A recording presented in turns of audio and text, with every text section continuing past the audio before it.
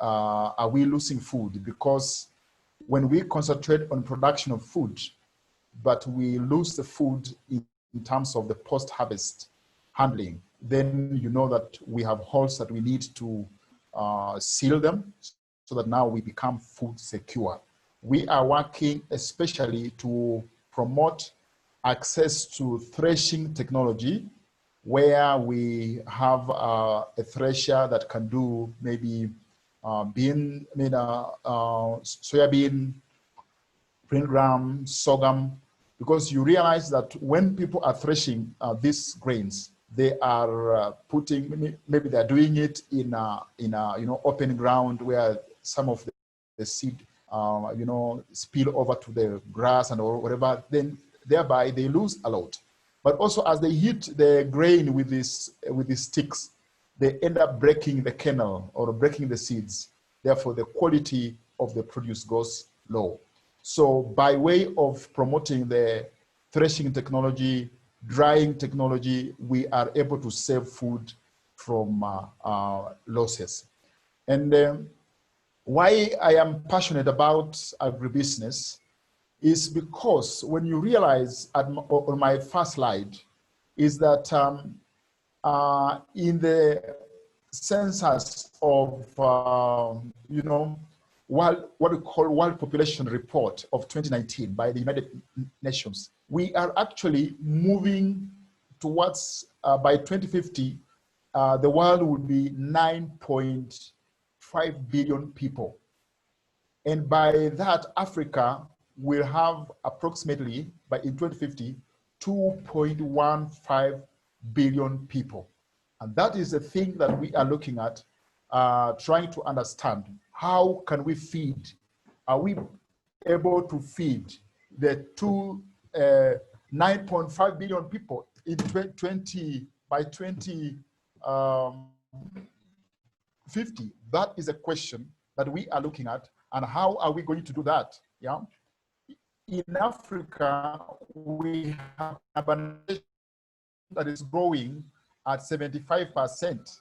75% urbanization is happening in Africa as we speak. So when we look at those figures, how are we going to manage to feed the 9.5 billion people? And to be specific, how are we going to feed 2.12 for the continent? So those are the questions that we are looking at, so that the young farmers that we have on this forum are able to utilize the opportunities that are coming by, and we are able to feed that. When you look at the Africa Development Bank by 2018, you realize that Africa is actually is bleeding with, the dollars that are coming in, they're bleeding because of the import bill per year of over $35 billion in terms of food importation into Africa. And is actually projected to grow to $110 billion by 2030. But when we narrow down to Kenya alone, you realize that the import of food into Kenya has been growing since 2010. You realize that in 2010, our import just from January to June was around 33.6 billion from January to June. But when it came to 2015, it had grown to $55.8 billion, billion shillings in the same period of January to June. When it comes to 2017, just the other year, actually Kenya imported food worth 96 billion between the same year, January to June. And last year but one, which is actually 2018, our food importation grew to 108 billion within the same period of January to June. So it shows that we have great opportunities for us to be able to increase or to tap into this import bill. And that answers the question, do we have opportunities in agribusiness? Are we able to utilize these opportunities to ensure that we are moving forward? So I am going to ensure that we answer those questions. And we just released the data on the poverty index, actually by the Kenya National Bureau of Statistics. And it's saying actually 25% of Kenyan youth are poor, are actually living below the poverty line. Agriculture as not, as a decent way of income. Why? Because most of us are looking at agriculture from a different kind a different kind, not from the agribusiness point of view. But when you look at the national GDP, for example, of 2019, agriculture, the total GDP for Kenya was actually almost $99.24 billion. That is actually one of the largest economies in Africa, and being the largest economy in East Africa. It shows that we are growing at a faster rate, but agriculture in terms of the GDP contribution on the same is approximately 33%. And that shows that those who are in agriculture are actually netting close to $32 billion in a year in the country. We not looking at this because these statistics also includes the large farms, the wheat, and the flowers. But the smallholder agricultural contribution is actually less than 10% of that money. Why? Because of low productivity and just because of lack of technology in promotion. So I want to narrow down to how do we look at opportunities in agribusiness, especially as a young person, looking at the future, looking at the opportunities that can be found in agribusiness. How can we dynamically look at ourselves and position ourselves to participate in agricultural value chain so that we are able to tap in part of these statistics that I'm presenting here. But before we do that, it is also good to understand how food in Africa, or especially in Kenya, is consumed. Yeah, 30% of food that we produce in Kenya is actually consumed directly in the farms, in cities, in the households. But it's also good to know 40% of it goes into food processing. So it is also an opportunity that young people should start thinking about production where we may, consumed on. How do we go into food processing as an opportunity for us to increase our income? Then also, it's also good to know that 3 to 4% actually goes into what we call restaurants and other food service markets. The food service markets includes institutions like schools, restaurants, and these were the main that were affected, especially during the COVID-19 that actually hit, and the closure of schools, the closure of institutions, and the scale of operations from food service markets led to actual shrinking of that market. But it's also good for you to understand that if you are doing your own service, it is good to know that 26% of the food that we produce go into what we call intermediate products. Intermediate products means, for example, if you are processing, if you are planting coffee, you do not go to roasting of coffee and producing the beverage, but you do what we call primary processing that goes into another industry to make the final product. So 26% of it goes into intermediary products. So it is good for you to know, to understand, where do you want to play? Yeah, where do you want to play? Do you want that includes fruits, vegetables, spices, maybe chicken and all that. Yeah. Do you want to play in the processing segment? So it's good for you to be able to be very specific, because the opportunities that actually are found here, they are being spotted by even people from outside the country, and they're looking at how do we tap into the Kenyan food markets because of these statistics that I've shown you. So if you don't look at the statistics, you will not be able to quantify the opportunity. I put statistics here so the opportunity, so you who have been out in agriculture, you can look at these statistics, and that can be an appetizer for you to put strategic positioning for you to go into this. But let me look very briefly at the COVID-19 opportunities and the threats that we have found under COVID-19. When you look at even pre-COVID-19, we looked at the youth who had started going into agriculture as a side hustle, leave alone the farmers, the traditional smallholder farmers who live in the in the rural areas, and they do agriculture not by choice but because it's a source of livelihood and food. But mainly we had seen the middle class, we had seen the youth who had started a side hustle in agriculture.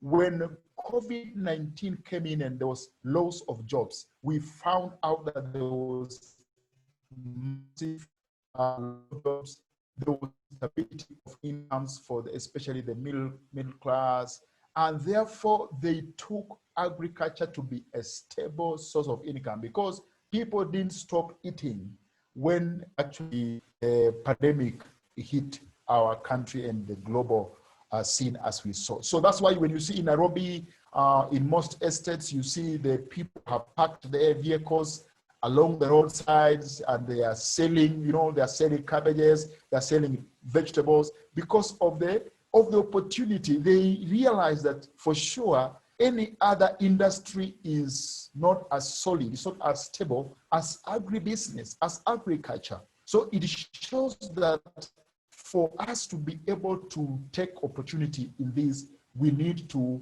really move into this. Of course, the agricultural and food sector in the country had already been ravaged by the locusts and the floods and all that. So people were just healing from the locusts and the floods. Then came COVID-19 that has hit our country and actually disrupted the flow of food in the country. So that shows that even when other industries are warning and going off, we still have opportunities in agricultural production.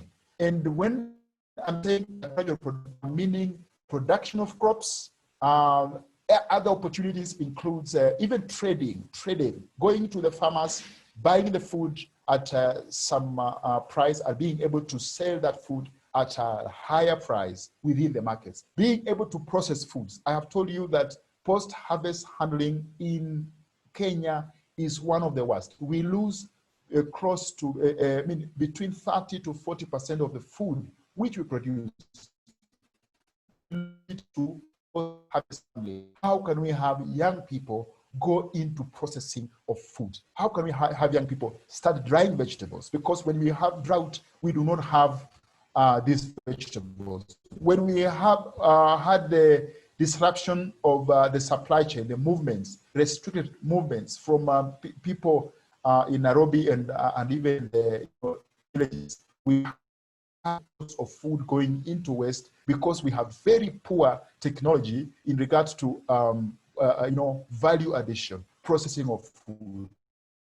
A lot of food too because of that. But I want to tell you that as much as COVID-19 has brought in depressed incomes due to job losses and business disruptions, it has taught us that agribusiness is an enduring industry which we can be able to look at and be able to position ourselves and look at it.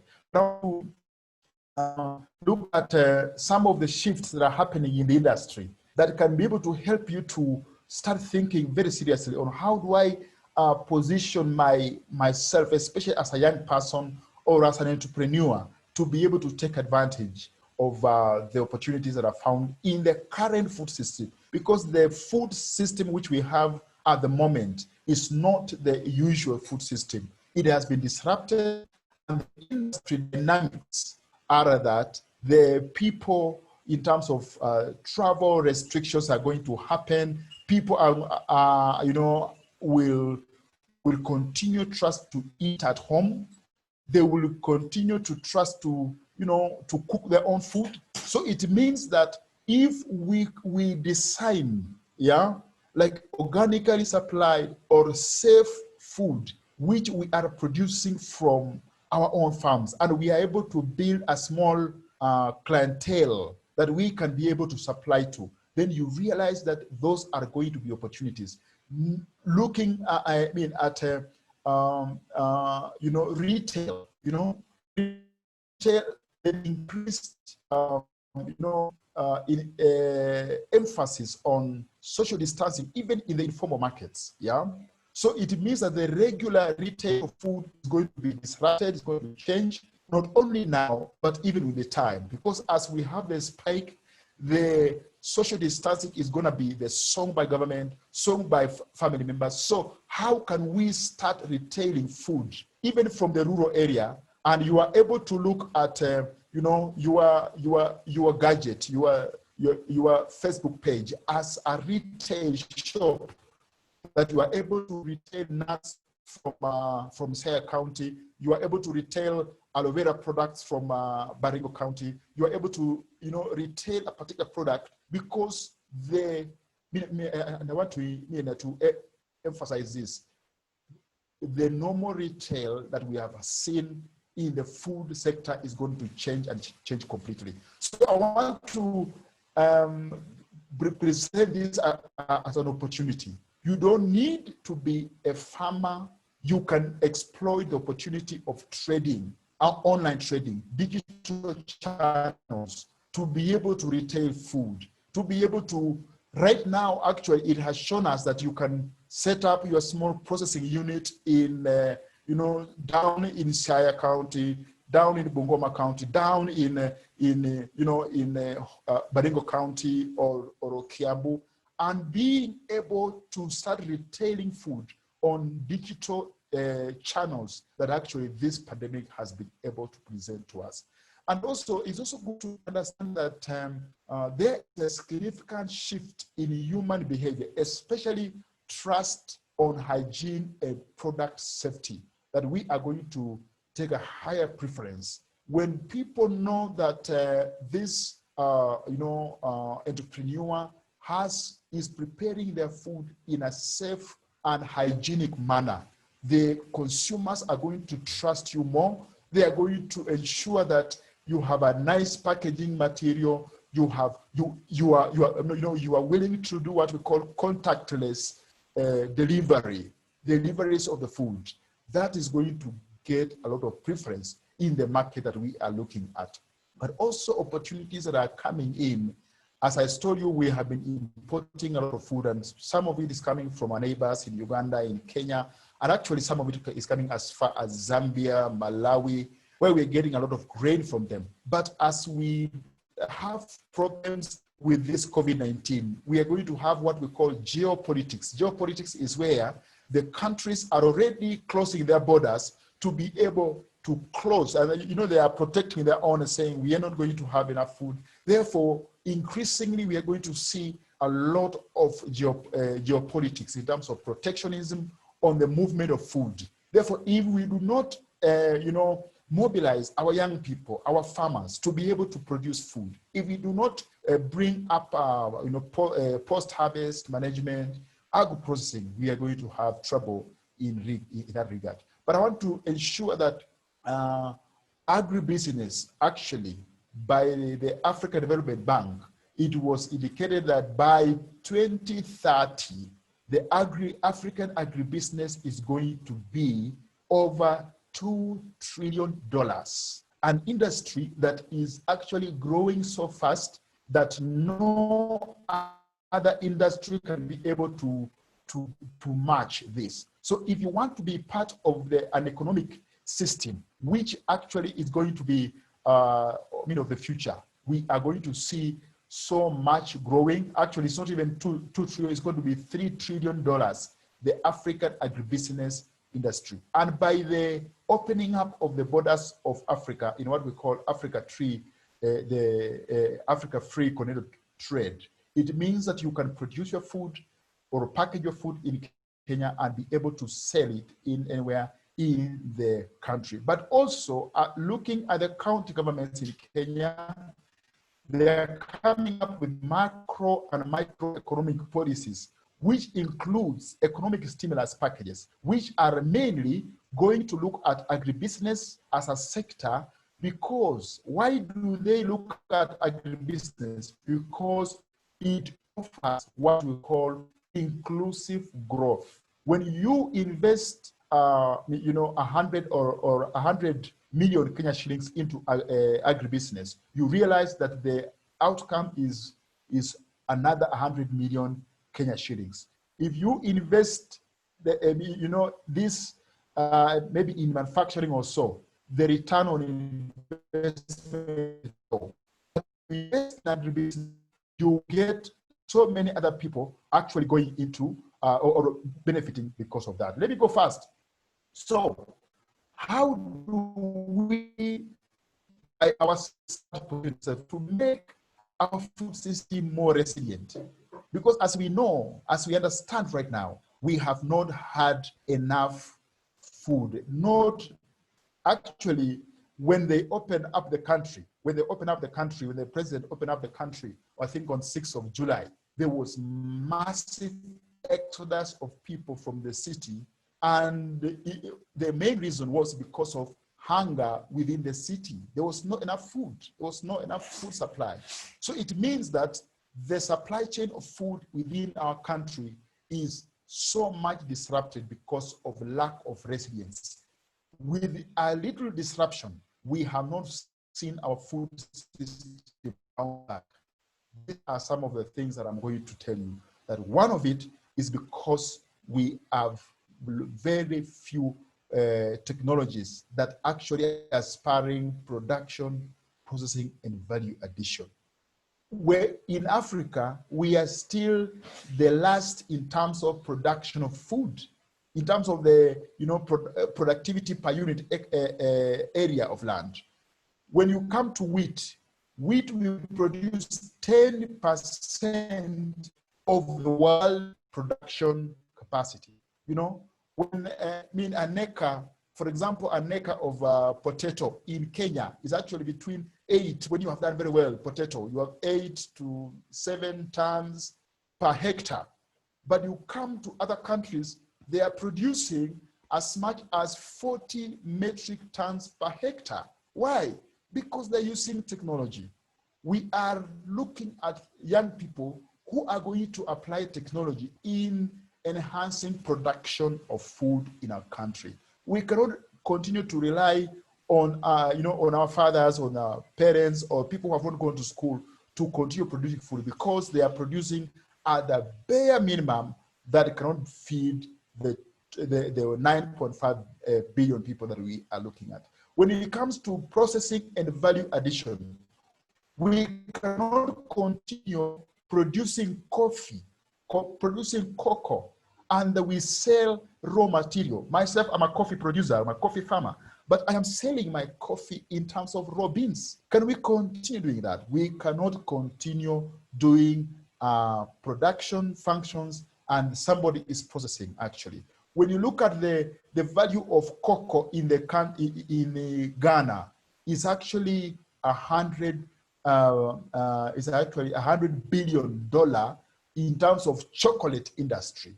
But what comes back to the farmer who produces cocoa in Ghana, it is $1 billion. So in other words, because of lack of value addition, a farmer is only benefiting 1% of the entire value chain of cocoa. Why? Because they lack technologies. They to do value addition, to be able to do processing, so that now they are able to increase their incomes. I am talking to young people here, and I want you to shift from just producing and selling, but producing, adding value, and actually be on the market. We need to try out these things. Myself, I have been trying to be able to translate knowledge into enterprise. One of the things that we are even wanting to ensure that the graduates from universities, from technical colleges, and even the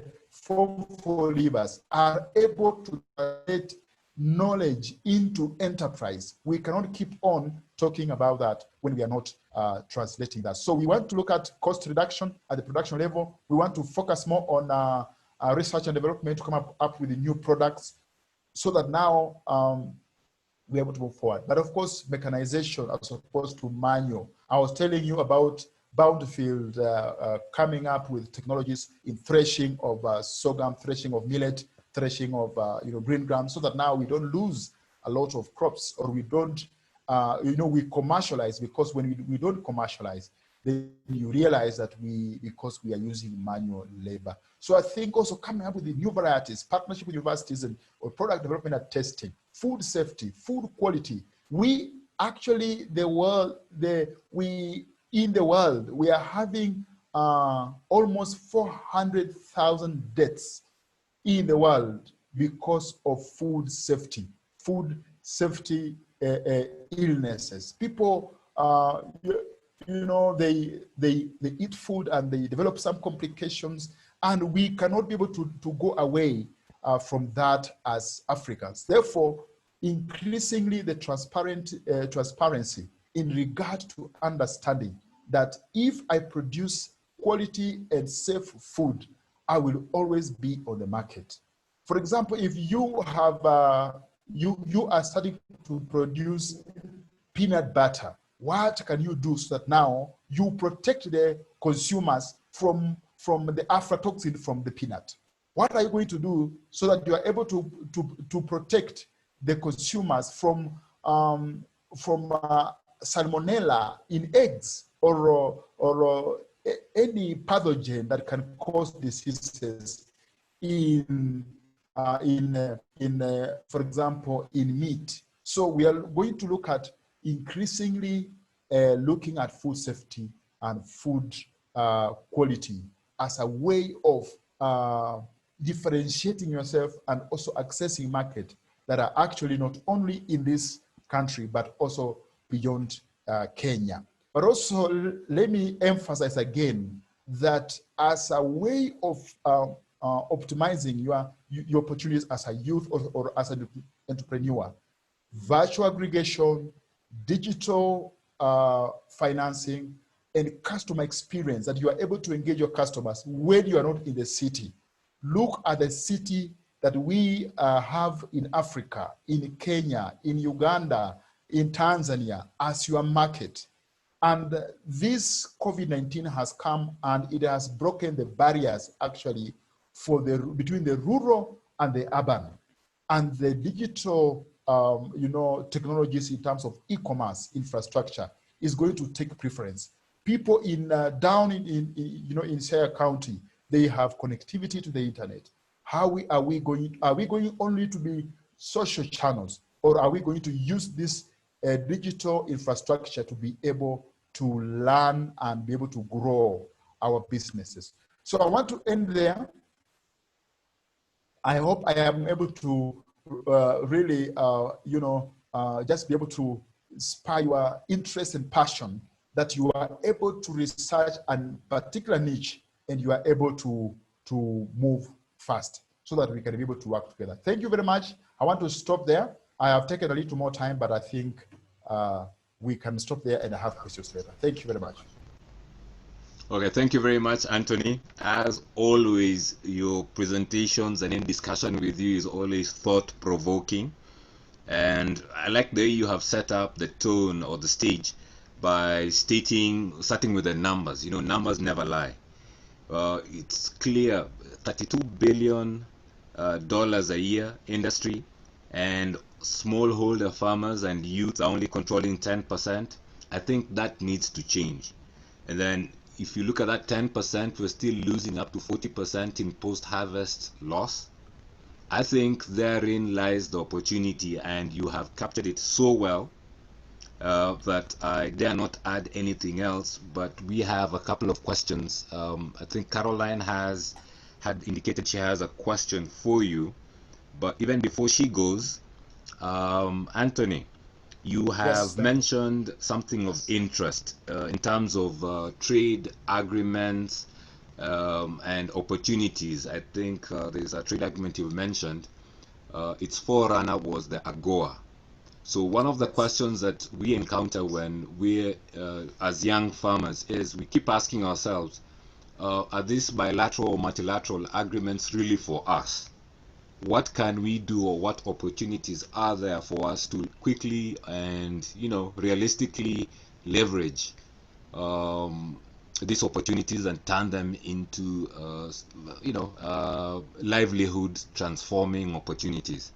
What is Bountiful doing, and what other opportunities are out there? Thank you very much for that very good question. Things I want to underscore is the fact that in agriculture, being the main let me say economic stay for Africa, we are always in constant discussion with our neighbors, Africa as a whole, in terms of the economic fusion of Africa, so that now the free movement of goods, we started with the free movement of labor. Of course, there are some few things within the countries, and those are some of the things that we are talking about. But looking at, hello? Yes, so looking at issues to do with, what we call Africa continental trade, we are having very great opportunities in countries that are not producing, what we are producing. So, and as I said, one of the things that don't just, in Africa and Kenya, for that matter, we are very good at copying, me too business, me too business. You started an M-Pesa, I also started an M-Pesa. I buy a motorbike, I also buy a motorbike. I start, producing onion, I also start producing onion because I thought that is a business. So that is not the way we should go. One of the things that you should invest in as a young person, as an entrepreneur, is looking at the consumer. Where is the consumer going? And how can I be able to customize a product? Focus on a product which can be sold, which can have a wider market. Don't even start from, selling your product in South Africa. Start with Kenya. Start with your locality. You can produce yogurt. You can produce milk from soybean. Look at the local school. How can you be of help to that school? So as we look to the global, country, as we look at the, Africa as a continent, how are we able to start small within the local community that I'm working in, within Kitale, within Eldoret, within Nairobi, so that now when I reach Nairobi and I am able to utilize some of the opportunities that are coming as a way of what we call Africa Continental Trade or Africa Continental Free Trade Zone, which has been set up and it will go on. And actually, if we do not take advantage of it, we will start having products being dumped into our country without even knowledge. Thank you.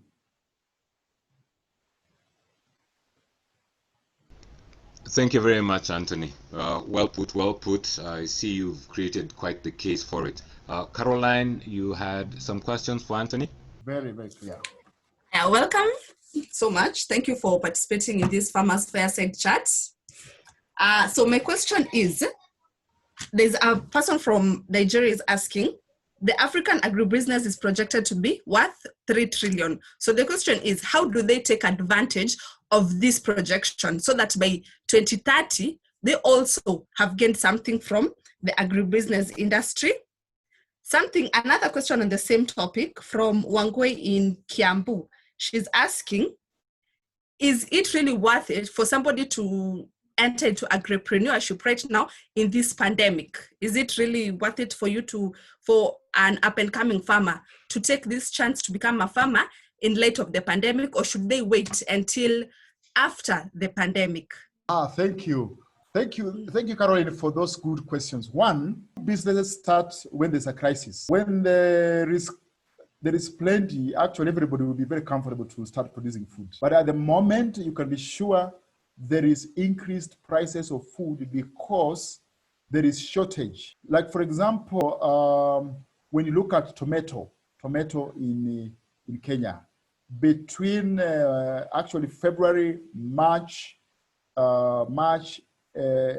June, the tomato, we were buying one tomato for 20 shillings. Up to now, actually, it has come down to around 10 shillings or so, but it's still very high. So I want to assure my listeners, that it's always good to produce, timing. Timing is very good. Time is very good. Right now, for example, there is a lot of movement of people to start consuming ginger. Yeah, where is this ginger coming in? Actually, we are having ginger as much as from Uganda. Some of it actually, there are some farmers in Nigeria, yeah, Kano, Kaduna State, that are actually thinking of bringing ginger here because there is very big markets for ginger and all that. So these are opportunities that that, for example, if you produce immune boosting foods right now, you will be in business. When people are in panic, when people are withdrawing from producing, that is a great opportunity. So please do some research, reach out to me for some research. I can be able to be of help to see what are the products with an increasing demand in the market within the locality, because we will customize your research in the locality where you're coming from. But I think who is from Nigeria who asked a question on how do we position ourselves to be part of the $3 trillion industry in agribusiness that actually will be here in 2030. I want to assure to you that please identify a niche which you can play in. Is it poultry? Yeah. Is it production of beef fattening?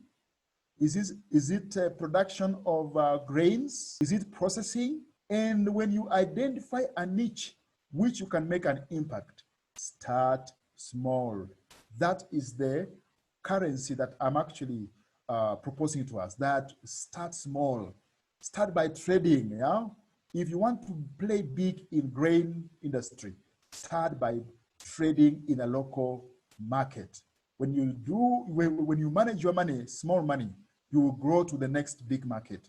You will grow to the next big market. You'll be known by traders. You'll build contacts. And through that, in the next 5 years, in the next 10 years, you'll be one of the big processors. You'll be one of the big traders in the market, just because you have started small. The secret of not being able to take opportunities is not starting. If you don't start, you will not make it. That is the plain truth. Thank you, Carol. Okay, thank you, Antony. I think that was quite the response. For those who are joining us now, karibu sana. We had initially planned to have Farmer Nelima start off this discussion, but technology, how it behaves when you need it most is when it goes down. But thank you, Antony. Please hold the line. We shall still have a joint session where you shall now be somewhat of the daktari to Nelima, because she is our sample farmer and she has questions that you would ideally be able to answer, as well as people within the meeting. If you have certain experiences, certain expertise, please share. So thank you very much, Antony. I will mute you for now. Thank you, Carol. I think at this point, if Antony is also able to come in and weigh in on this, because it goes far and beyond the area of practice that Nelima is in.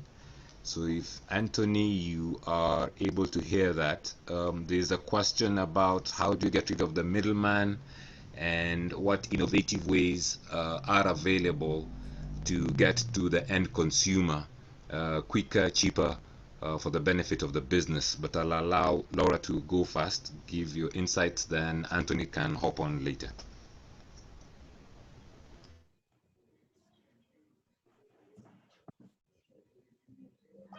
All right, so I will start with a question from Lee, who wants to go into fish, selling them.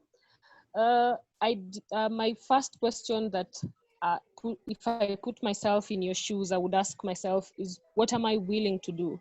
Do I want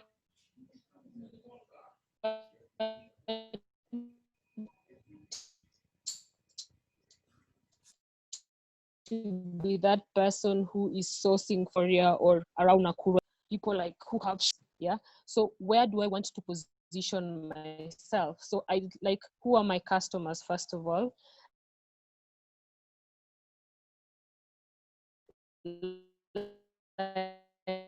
Like, there are those people who have restaurants and there are those that are going to cook, yeah? So do I deep frying them and selling to them to be the supplier for that lady, yeah? So, or do I want to do all of them, which would, you would look like a butchery somehow, something like that.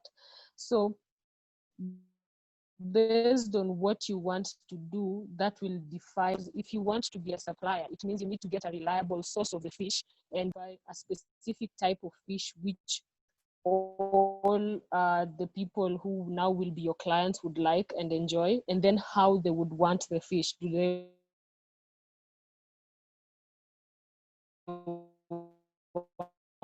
want it fresh? Do they want it deep fried? Easily identify which or what and invest in, which is it a restaurant? Is it just supplies so that you only need to manage inventory? And then now look for the unknowns. Where will you get your supplies from? Thank you very much, Nelima. Antony, you can go as well. Yeah.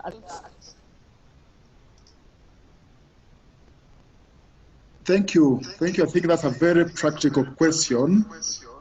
One that we need to look at. It is very easy, but hard is actually to develop the supply chain. That is one of the very hardest things that we need to work on. Maybe my personal story, sometimes I started, I've started, a business on rice production, and milling and all that. So I went in, branding a nice brand, and looked for the nice machine for milling rice, bought enough stock and, lots of stuff. Very good for me to jump into business, pumped some little money into it and have enough stock, the machine in place. But I didn't do a lot of marketing, I didn't invest much into marketing. So I was thinking, hey, when people know that this guy has rice, everybody will be dropping at my shop, and it didn't happen. So I had to really invest into more marketing, going now talking to the people that I thought they would just come kneeling down at my door. Hey, can we buy your rice? No, I was the one to go to them, convince them, and I know why it pays a lot on supply chain, why you earn more money, because it is more work, So I want to ensure you that, to complement what Laura said, that please count the cost, look at the task that you want to do. Is production a profitable venture? Look at it. What are the costs you're going to put in? Is supply chain a profitable venture? Look at it. So don't go into something without calculations. Most of the time I've gone into some business without calculations and I have burned my fingers. So please ensure that you do a little research, a little statistics on how you go into it. But I want to tell you, marketing and consumer awareness and, is the main thing that you need to build, because that is where everybody will shine. Farmers are not earning more money because the brokers know the market. They are eating the money, they're doing that. But I think to tie up on the issues of supply chain reduction, one, be in charge of the market. Don't produce without knowing the market, they will undercut you. You will not be an objective negotiator with the buyers if you don't know how the market is going on.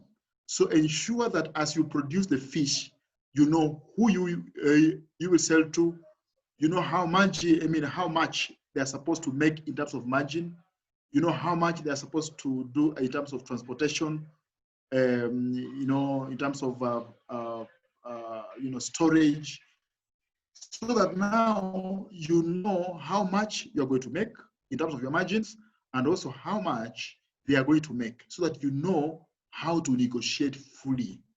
We cannot be able to cut off the brokers or anybody from the market, but we can play safe within our margins. But also I want to ensure to tell you that the digital technologies have actually shortened the supply chain. Yeah, you can sell directly to the consumer directly from Bungoma, because you are able to sell on digital platforms. You're able to sell your spice, you're able to sell your groundnuts, peanut butter, you're able to sell your product directly.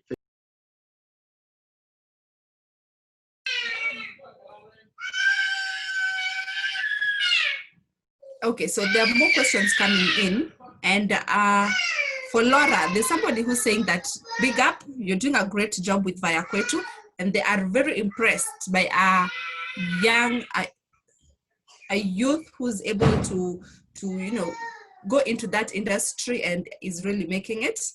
So for both of you, there's a question about still marketing.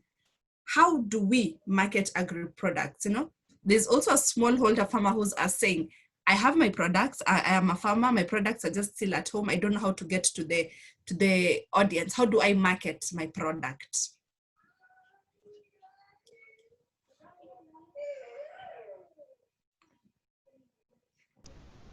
Okay, so I will quickly jump on that one.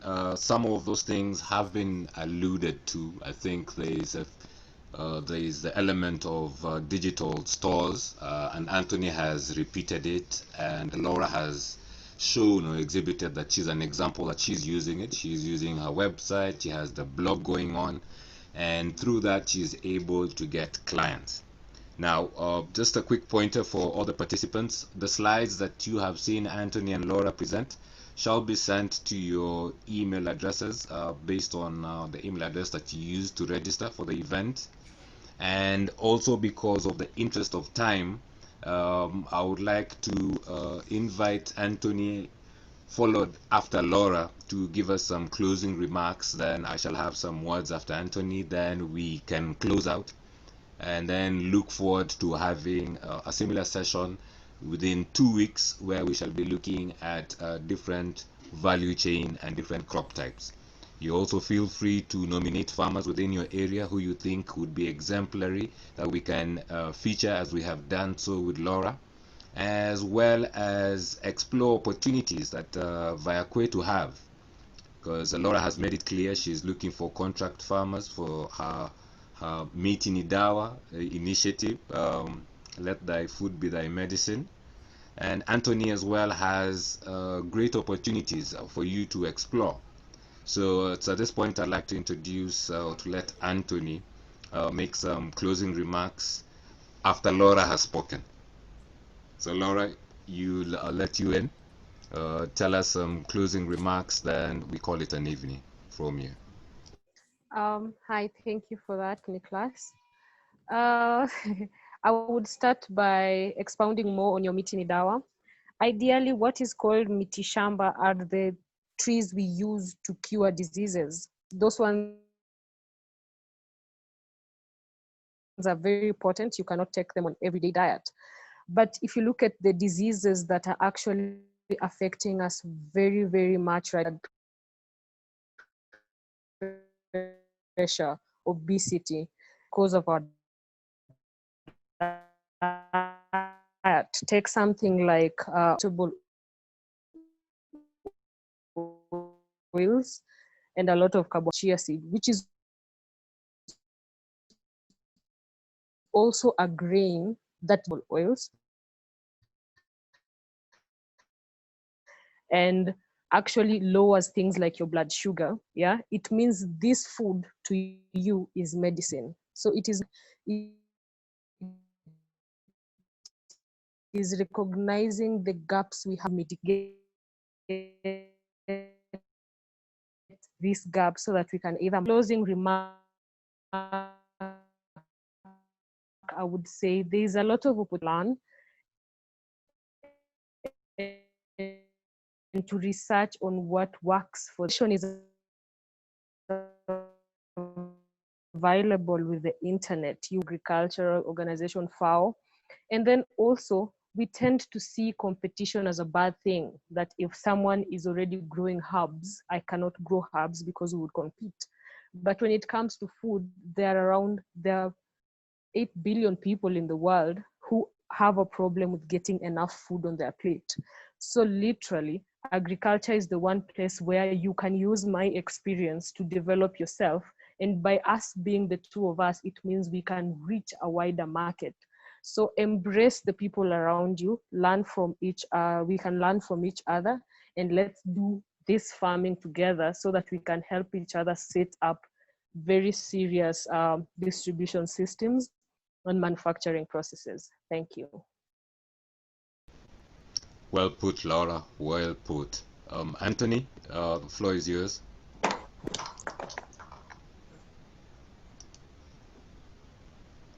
Thank you very much. The team that you have taken time to participate in this meeting.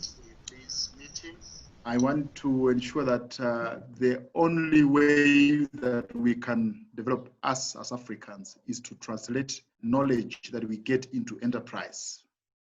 And we can only do that if we start off.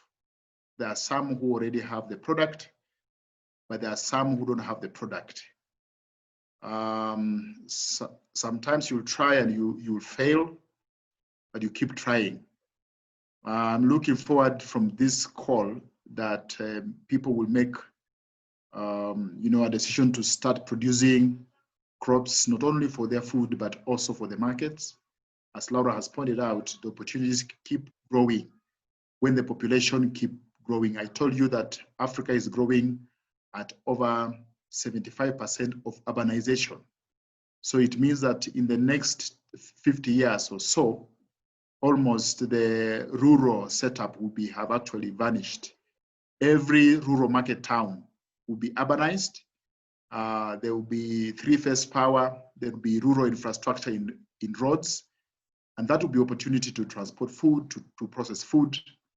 I want to, to urge you that look for one opportunity, for one niche, which you can play in, and play in very seriously, because that is a segment that has growth for the future.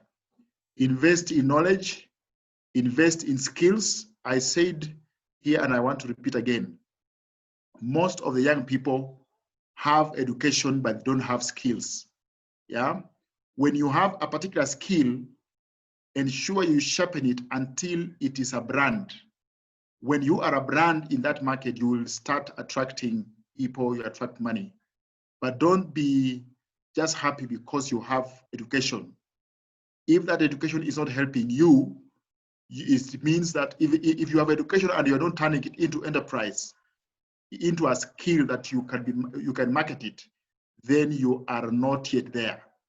Have a skill, develop a brand, and money will come, we start following you. Don't start looking for money when you don't have a skill. Don't start looking for money when you don't have a product. When nobody knows you, you are in the market. So those are my parting shots. Thank you very much for FarmGRO, for participating with us in Bountiful International to ensure that we can feed Africa and poise ourselves to feed the world. Thank you very much and have a good night. Thank you, Antony. Thank you very much. Guys, it has been wonderful. We thought it would be 1 hour, it turned out to be 2 hours. I think when you have something good going on, we just let it keep rolling. And that's it and done. Just a quick recap. We've had Antony, the Country Director of Bountiful International. He's given us great insight, stats, numbers, situation, and opportunities as he sees it, not just as an expert in the field, but also as a farmer. And he's also considered he has failed a number of times. One thing I believe, you will always fail your way to success. Each time you fail, you're one step closer to your goal. Our other panelist was Laura Nalima Lubisia, very inspirational. Her story of transition from an engineering background to an astute and weight to reckon with within the agri space is quite a story. As she has said it, read the books, sharpen your knowledge, get your skills in order, build a brand, and you'll attract the right people. And it takes time. So patience is a big deal when it comes to any form of business. Agribusiness is not any unique. Okay, so if you're out there, you've been listening to it. Lilian Yamo, thank you very much for the compliment. Caleb, asante sana for dropping in and out from time to time. Joshua from Bungoma, asante sana. The Fuamba family, we see you. You've kept us company this whole evening. Now we look forward to having yet another Farmers Fireside Chat in 2 weeks, where we shall now be covering value chain to be revealed to you on email.